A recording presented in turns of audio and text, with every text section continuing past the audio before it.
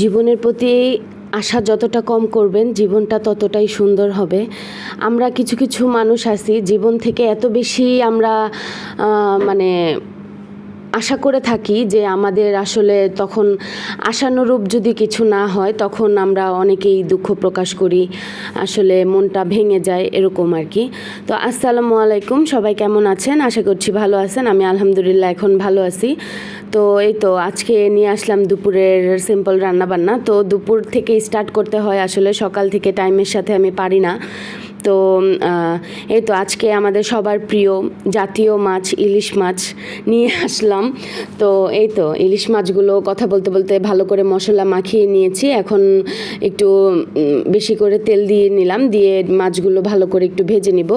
আমি আসলে তরকারি আমার বাসায় একটু কম খাওয়া হয়, মানে মাছ দিয়ে তরকারিটা, এমনি তরকারি খাওয়া হয়, ভাজি খাওয়া হয়, সবজি খাওয়া হয়, কিন্তু মাছ দিয়ে একটু কমই খাওয়া হয়। মাছটা শুকনো ভাজা বা দো পেঁয়াজিটা বেশি খাওয়া হয়।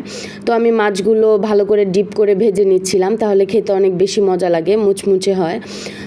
এই তো আমি মাছ ভাজাগুলো হয়ে গিয়েছে। এখন মাছের যে মশলা মাখিয়েছিলাম ওই প্লেটটাতেই আমি কিছু পেঁয়াজ মাখিয়ে নিয়েছি। এখন মাছ ভাজার তেলের মধ্যে দিয়ে দিব পেঁয়াজগুলো।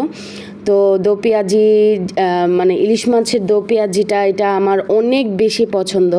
একটা টাইম ছিল যে আমি মাছ একবারই খেতাম না, একবারই আমি মাছ খেতাম না। আমার আম্মু আমাকে বকে মেরে মানে ভাতের লোকমার ভিতরে মাছ ঢুকিয়ে ঢুকিয়ে খাওয়াতো আর কি, এরকম অবস্থা ছিল আমার।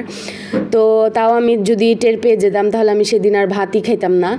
তো এখন নিজের সংসার, নিজের সব কিছু, আর এখন মানে ইচ্ছে করে যে এক এক ধরনের মাছ এক একভাবে আমি রান্না করি আসলে। তো এই তো আমি চেষ্টা করি আসলে যে ডিফারেন্টভাবে একটু মাছ রান্না করতে ট্রাই করতে। তো শুকনো শুকনো মাছটা আমার বেশি ভালো লাগে তরকারির চেয়ে আর কি, তো আমি সেটাই বেশি করি। তো আজকে ওই যে দো পেঁয়াজি করে নিলাম, আমি আস্ত কিছু মানে কাঁচামরিচ মাঝখান দিয়ে ভেঙে দিলাম, দিয়ে আমি ভালো করে পেঁয়াজগুলো ভেজে নিচ্ছিলাম। এই তো আপনাদের কাছ থেকে অনেক সাপোর্ট পাচ্ছি, অনেক ভালোবাসা পাচ্ছি, আসলে আমি অনেক কৃতজ্ঞ আপনাদের কাছে। এইভাবে আমাকে সাপোর্ট করে যাবেন, আমাকে কি বলে সামনে এগিয়ে যাওয়ার জন্য উৎসাহ দিবেন। আসসালামু আলাইকুম, আজকে এই পর্যন্ত।